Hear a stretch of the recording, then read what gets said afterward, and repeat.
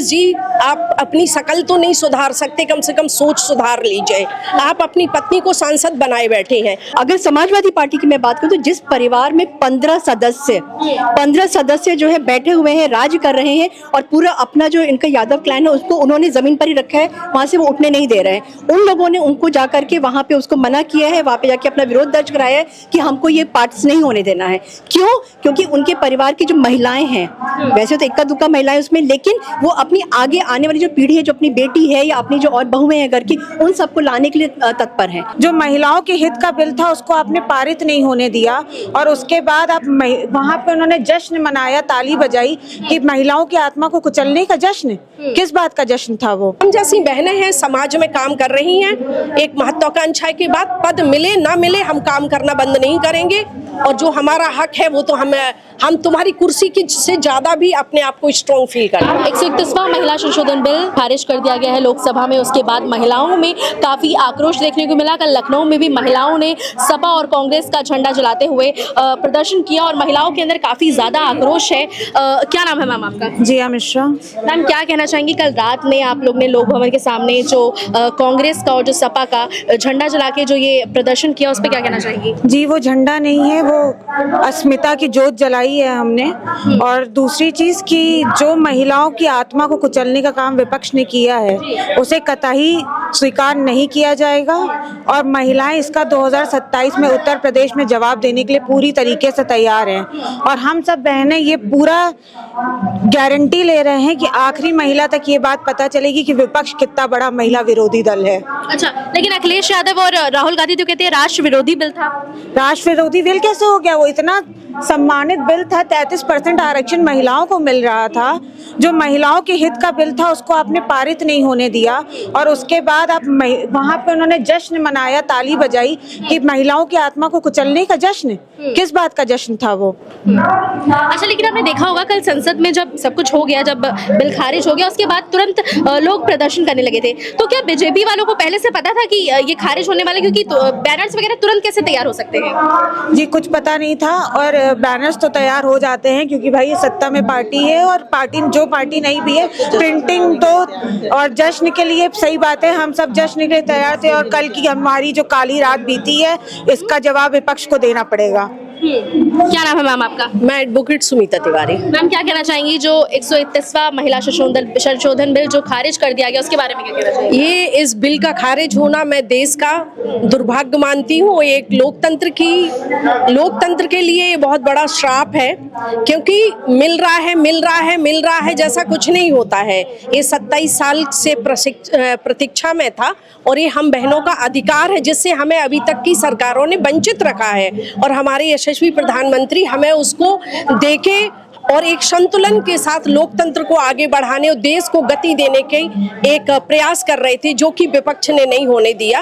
और मैं कह सकती हूँ कि जो प्रियंका गांधी ये कहती हैं कि मेरी नाक मेरी दादी से मिलती है, मैं तो यहाँ पे आपके चैनल के माध्यम से कहना चाहूँगी कि उस लेडी की सोच भी अपनी दादी से मिलती है। जैसे कि उसने अपना एक छत्र राज करने के लिए इतनी तानाशाही की और मैं 17 अप्रैल को आपातकाल के काला दिवस की तरह 17 अप्रैल को भी काला दिवस के रूप में मानती। लेकिन प्रियंका गांधी तो कह रही है महिलाओं को इस्तेमाल किया जा रहा है, बस बीजेपी की महिलाओं को ये बिल देखिए यही वो गलत है कि इस्तेमाल किया जा रहा है। अगर हमें 33% रिजर्वेशन हमें अधिकार हमें दिया गया होता तो फिर हमें इस्तेमाल नहीं किया जा सकता था। एक्चुअली में इस्तेमाल तो हमें अभी किया जा रहा है। तो मुस्लिम महिलाओं को क्यों नहीं दिया जा रहा है? मुस्लिम महिलाएं नहीं, उसमें कोई भी मेंशन नहीं था कि मुस्लिम की सवर्ण के पिछड़ा के अंगड़ा, ऐसा कुछ भी मेंशन नहीं था।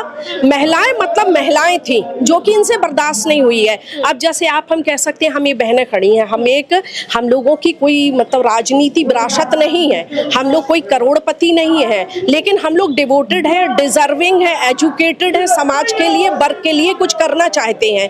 लेकिन हमें जब हमारे लिए वहाँ जगह ही नहीं है, लाखों में कोई एक महिला बनती है, वो जीके का प्रश्न बन के रह जाती है। देश की प्रथम प्रधानमंत्री, प्रथम राज्यपाल, प्रथम राष्ट्रपति, लेकिन अखिलेश यादव कह रहे 11 साल का मेरा अनुभव है और अगर भाजपा लिखित में भी दे दे कि मैं किसी औरत को प्रधानमंत्री बनाऊंगा तभी मैं नहीं मानूंगा। देखिए वो व्यक्ति, मैं तो आपके चैनल के माध्यम से कहूंगी अखिलेश जी, आप अपनी शकल तो नहीं सुधार सकते, कम से कम सोच सुधार लीजिए।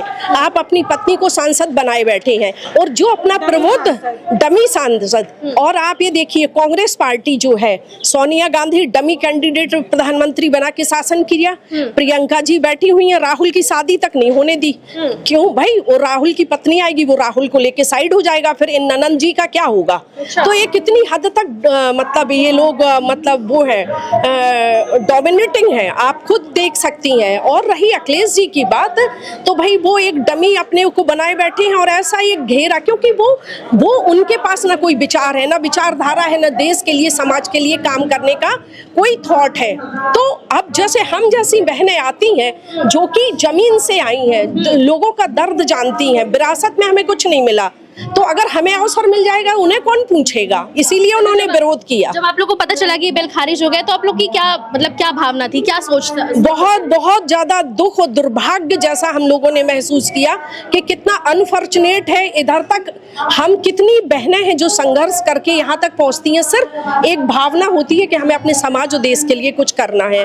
और इस तरह से देखिए, आपने आपके चैनल के माध्यम से मैं पुनः इस बात को रिपीट कर रही हूँ कि कहा जाता है राजनीति, जैसे अब ये हमारी बहन है, बहुत कम एज से एजुकेटेड है, एक थॉट लेके चल रही है, तो कहते हैं कि राजनीति में मिसयूज होता है। भैया मिसयूज क्यों होता है? मिसयूज इसलिए होता है जैसे कि जब हाउसफुल हो जाता है, टिकट नहीं होते, तो टिकट ब्लैक में बिकते हैं, हमारे लिए वहां पे जगह नहीं है, तो हमारा मिसयूज होगा। आप हमारा मतलब हर तरह से आप हमें, लोग बोलते हैं पॉलिटिक्स में काफी गंदगी भी है, गंदगी लोगों की सोच में है, विचारों में है, क्योंकि हम जैसी बहनें हैं, समाज में काम कर रही हैं, एक महत्वाकांक्षा के बाद पद मिले ना मिले हम काम करना बंद नहीं करेंगे, और जो हमारा हक है वो तो हम तुम्हारी कुर्सी की से ज्यादा भी अपने आप को स्ट्रॉन्ग फील करते हैं। अच्छा, अखिलेश यादव कहते हैं हम 40,000 रुपए देंगे अगर महिलाओं को अगर सत्ता में आ गए, लेकिन वहीं वो महिलाओं के लिए जो बिल आया उसको पास ही नहीं होने दे। क्या वो नहीं चाहते कि महिलाएं आत्मनिर्भर बने, आगे बढ़े, संसद लोकतंत्र संभाले? ये बस उसकी गंदी राजनीति है, राजनीति जुमले हैं और इसके अलावा कुछ नहीं है। अच्छा मैम, अखिलेश यादव का ये भी कहना है कि बीजेपी में महिलाएं नारी नहीं नारा है। नारी, यही तो, जो नारी को नारायणी नहीं नारा समझता है, वो क्या किसी को महिला को आगे बढ़ने देंगे?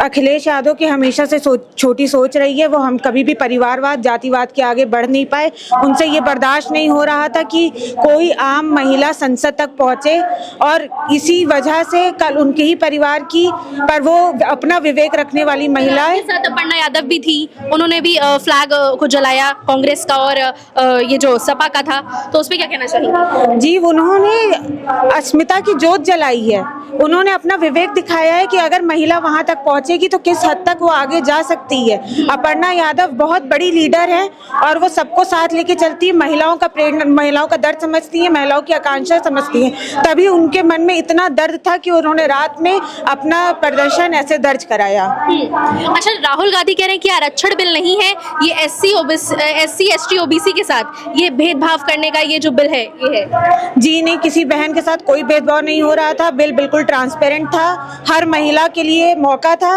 और महिलाओं का मौका कुचल के उन्होंने महिलाओं की आत्मा को कुचलने का काम किया है, और ये बात महिलाएं कभी नहीं भूलेंगी, और 2027 में उत्तर प्रदेश में उनको अभी जवाब मिल जाएगा। अच्छा, लेकिन समाजवादी पार्टी के एक नेता है, उनका कहना है कि हमसे ज्यादा, समाजवादी से ज्यादा कोई भी महिलाओं का हितैषी नहीं हो सकता है। आज तक तो कभी ऐसा देखने को नहीं मिला। जो उनके मुलायम सिंह यादव जी थे, जब रेप हुआ था तो उन्होंने कहा था कि लड़कों से गलती हो जाती है। वो लोग महिलाओं का सम्मान करते होंगे, आपको लगता है उनके वंश में कोई भी ऐसा होगा जो महिलाओं का सम्मान करता होगा? लेकिन यही मुलायम सिंह एक बार जब संसद में थे तो कह रहे थे हम कभी हिंदुओं का साथ नहीं देंगे, हम हमेशा मुसलमानों का साथ देंगे। तो वो तो समुदाय के हिसाब से वो, क्योंकि वो उनका वोट बैंक है, वो मुसलमान के साथ भी नहीं है। क्यों, जब उनकी सत्ता थी, क्यों उन्होंने ट्रिपल तलाक माफ नहीं किया? वो किसने किया? भारतीय जनता पार्टी ने किया। तो विपक्ष का काम है सिर्फ बीजेपी को पीछे खींचना, और हमें मोदी जी के नेतृत्व पे अभी भी पूर्ण भरोसा है। हो सकता है ये बिल के लिए आगे बात उठे। अभी तो इन्होंने जिस तरह से ये बिल कुचलवाया है और उसका जश्न मनाया, इन्हें शर्म आनी चाहिए। मैं आपके माध्यम से कहूंगी कि आप लोगों को बहुत शर्म आनी चाहिए।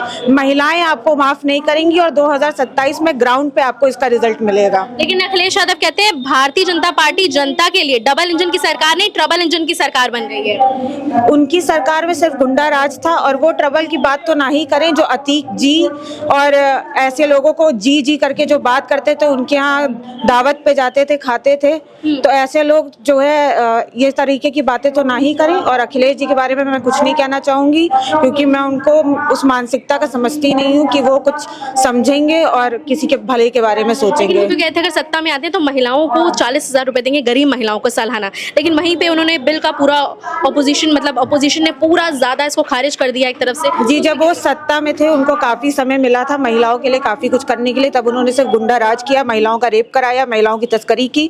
और वो आगे भी अगर आते हैं तो उनके महिलाओं के लिए यही है।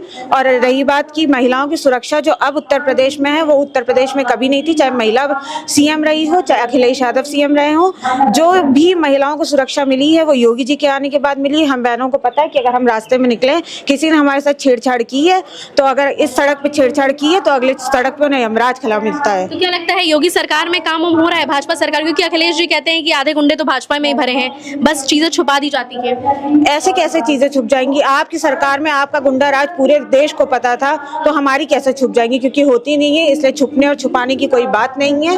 और निरंतर लगातार विपक्ष का यही काम है कि वो भाजपा को बदनाम करे और उसे पीछे खींचे, ताकि देश हित में काम ना हो सके और वो अपनी परिवार नीति, अपनी राजनीति, अपनी जाति नीति पे काम कर सके। लेकिन प्रियंका गांधी भी कहती हैं कि महिलाओं को नाम ले लेके भाजपा सरकार जो है अपनी महिला सशक्तिकरण करके खाली महिलाओं को इस्तेमाल कर रही है। ऐसा कतई नहीं है। प्रियंका गांधी को तो शर्म आनी चाहिए, जिन्होंने मोदी जी की माँ पे जब इतनी अशब्द बातें की गई थी, तब उन्होंने उस महिला ने साथ दिया था, उन्होंने कोई माफी नहीं मंगवाई थी। तो वो तो महिलाओं के हित में है नहीं, और मुझे तो वो महिला लगती भी नहीं है, क्योंकि मुझे नहीं उनके आचरण देख के ऐसा प्रतीत नहीं होता।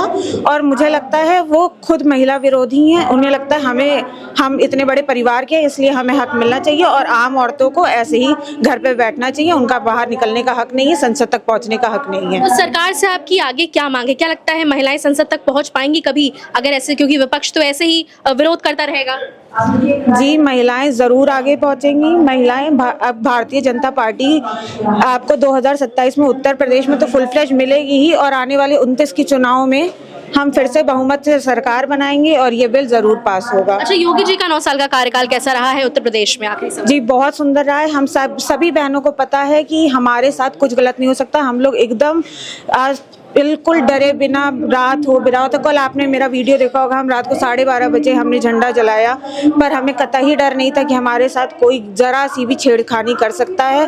हम लोग सुरक्षित होकर काम करते हैं, इसलिए ग्राउंड पे बहुत काम हो रहा है। आप लोग ग्राउंड का रिसर्च करेंगे तो आपको पता चलेगा। हमारे विधायक, हमारे सांसद, हमारी महापौर, हमारे पार्षद तक निरंतर लगातार भारतीय जनता पार्टी का हर एक कार्यकर्ता ग्राउंड पे काम करता हुआ नजर आएगा। जो फ्लैग था उस पर चित्र भी बनी थी अखिलेश यादव की, और कांग्रेस का भी झंडा जलाया गया था। तो क्या किस तरीके का विरोध नहीं किया, जैसे कि आपने बताया कि रात में हम जला रहे थे? रात में जब हमने ये झंडा जलाया, ये देखिए, किसी को हमने नीचा दिखाने के लिए नहीं जलाया। ये हमारा दुख था, हमारा प्रदर्शन था, अपना दुख दर्ज कराने का कि हम इतनी पीड़ा में, हमें ये बिल जो पास नहीं हुआ उसकी हमें कितनी पीड़ा है।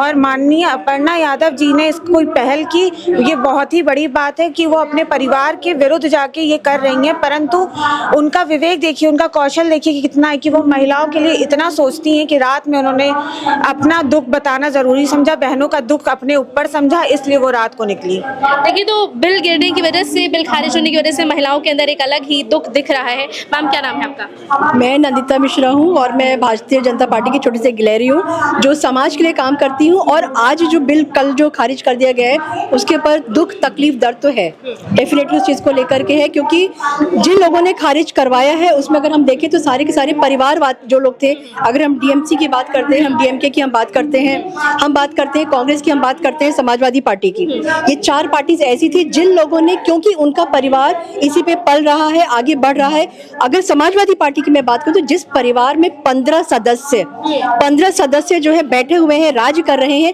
और पूरा अपना जो इनका यादव क्लैन है उसको उन्होंने जमीन पर ही रखा है, वहां से वो उठने नहीं दे रहे हैं। उन लोगों ने उनको जाकर के वहां पे उसको मना किया है, वहां पे जाके अपना विरोध दर्ज कराया है कि हमको ये पार्ट्स नहीं होने देना है।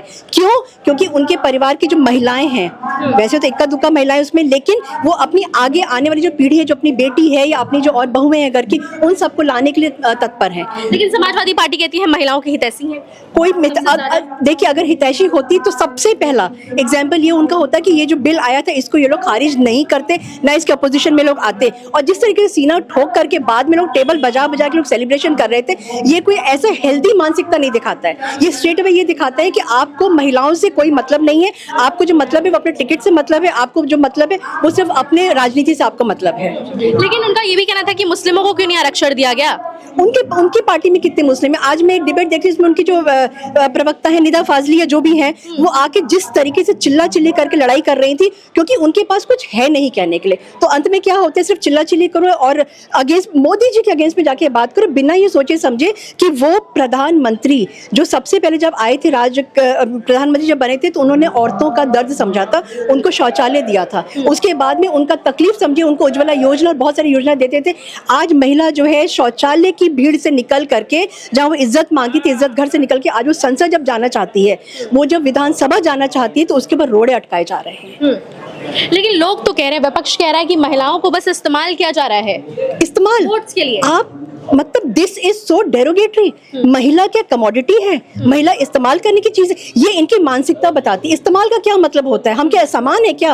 आप मुझको बोलें कि मैं सामान हूँ क्या, मैं कोई कमोडिटी हूँ क्या, आप मुझको इस्तेमाल कर लेंगे आप? तो ये जो एक इन लोगों की ना जो बातें हैं बीच बीच में सुनने लायक होती हैं और रीडिंग बिटवीन द लाइंस होती हैं इनकी बातें, जो हमको अगर समझे तो समझ में आएगा। सबसे पहले जो रखा था, एक नींव रखी थी मुलायम सिंह यादव जी ने, जब उन्होंने कहा था रेप होने के बाद में कि लड़के लड़कियों से गलती हो जाती है, आकर्षित हो जाते हैं। और उनके बाद आजम खान ने जब जयप्रदा जी के लिए जो उनके अंडरगारमेंट्स को लेकर के, आई एम सॉरी टू से, बट जिस तरीके की उन्होंने कमेंट किया था, तो वो उनकी मानसिकता बताती है कि वो औरतों को, महिलाओं को सिर्फ एक कमोडिटी से ज्यादा कुछ और समझते नहीं है। लेकिन राहुल गांधी भी कह रहे हैं राष्ट्र विरोधी बिल है ये, इस्तेमाल के लिए अगेन यही बोला जा रहा है कि महिलाओं को इस्तेमाल के लिए उनके वोट की 27 में असर ना पड़े, 29 में इस चीजों का असर पड़े, वोट मिले भाजपा सरकार को, इस वजह से बिल लाया गया। अच्छा, मैं ये कहती हूँ, पहले दो चीजें मैं कहती हूँ। पहली चीज तो ये है कि राहुल गांधी ने कल जिस तरीके से आकर के मैजिशियन, जादूगर की बात करने के उन्होंने वो किया था, जिसके लिए अंत में आकर अंततः गतवा जो है आकर होम मिनिस्टर अमित शाह जी को बोलना पड़ा कि आप कुछ तो सीखिए,